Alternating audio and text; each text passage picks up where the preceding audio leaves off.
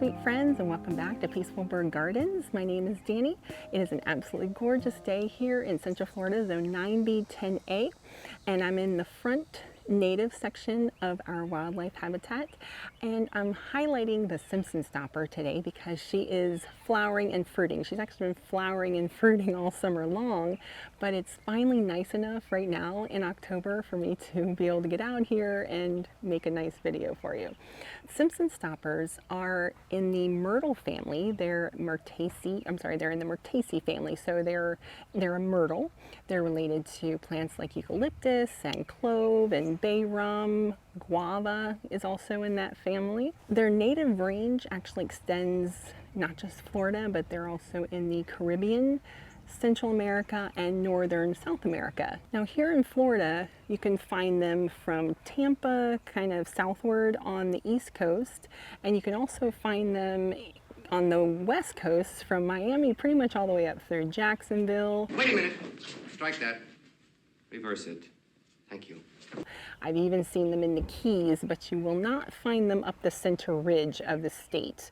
I believe it has a lot to do with the soil conditions, the temperatures that they get in the center of the state, and potentially rainfall. So you'll find them kind of on the edges. Now they are tropical rockland plants. They also can do certain types of coastal hammocks. They like calcareous, high pH soils, but I find them pretty adaptable. So we don't have super high pH calcareous soils here where we are. We actually have spotosolic or spotosols as our soil, and ours are slightly acidic, and our Simpson Stoppers are thriving and doing really well. They do like full sun, but you can plant them in part shade. So in this particular section of our front gardens, it's planted, we have multiples of them, but this particular one that I'm showing you here is planted right in front of our garage. It gets afternoon sun, a little bit of morning sun, afternoon sun, but then during the middle of the day, it's relatively shaded and it gets high light or dappled sunlight. Simpson Stoppers like to be moist, but they can take dry periods. They are drought tolerant, but they do not handle desert-like conditions. They can handle dry periods, but they would prefer to be consistently moist, which is why we choose to put mulch and to help with soil moisture retention. Now, how big can they get? So Simpson Stoppers, they really range in size. There's a dwarf Simpson Stopper that you can buy, but honestly, we found that just pruning them down, the standard, just the regular Simpson Stopper, just keeping them pruned, you can pretty much have them in whatever size and shape you would like. You've even seen them over in the Tampa area at banks near Ybor and in kind of downtown Tampa. They use them as a hedge. I was so surprised. I was in a parking lot over there and just happened to look up, and there was a hedge of Simpson Stoppers just right there. So in a boxy square hedge. So you can absolutely hedge them. We prefer to just kind of let them do what they like to do here, but I probably won't let them get to their 20 feet maximum height that they can supposedly reach. I've heard they can get even taller than 20 feet. I've heard even there are some specimens that have been found at upwards of 50 feet. That's not super common. You can keep them as short, or they even have standards. I have a Simpson Stopper standard. You can have it as like a standard dooryard tree.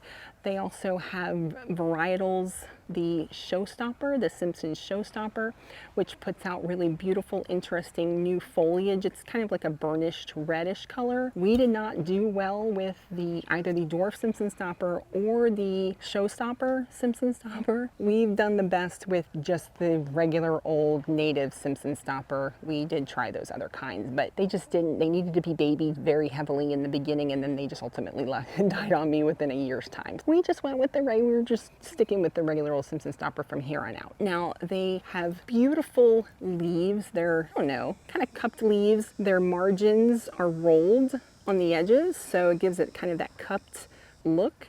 They're rounded, they're evergreen, so they're very beautiful landscape plants to have. They also put out, like I said, showy, though small. Once they put out abundance of them, they're very showy flowers, highly fragrant. So Mrycianthes fragrans is their scientific name, and that fragrans means that not only is the foliage, when you kind of rub it, It smells citrusy, but the flowers are super, super fragrant. Now, once they're finished with the flowers, which the pollinators, of course, absolutely love these, they put out this delicious little orange, sometimes I've seen them, they're so orange that they look red, fruit, and it's completely edible. I find it very tasty. The seed inside, no good. It's very bitter and it's large. But then you can sprout them. They grow from seed, but I've heard that they like to put up suckers. So you can also propagate them via the suckers. Ours haven't suckered yet, but I know that they can come from seed as well. And I wanted to taste the fruit for you because my mockingbirds and the cardinals absolutely love this fruit. Let's give it a little taste, shall we? Yep, so there's usually either 1 or 2 large seeds. The seeds are pretty good size, but like I said, again, you can sprout them. It tastes like a sweet orange peel to me. A juicy little sweet, I used to love eating orange peels when I was a kid, the little thin ones that you would get on like a Tangelo or something like that.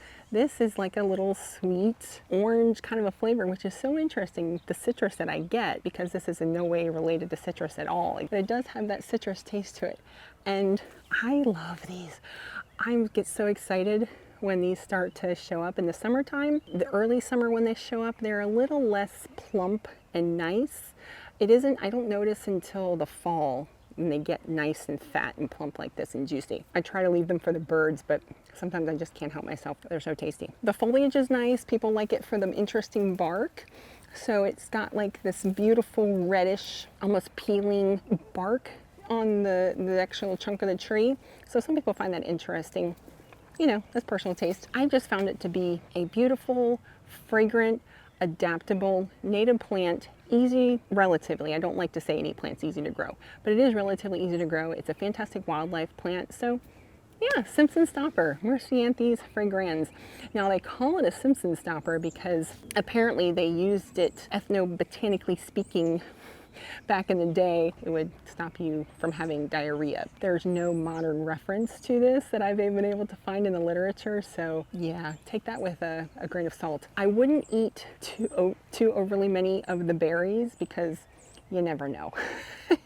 You never know. They call it a Simpson Stopper for a reason.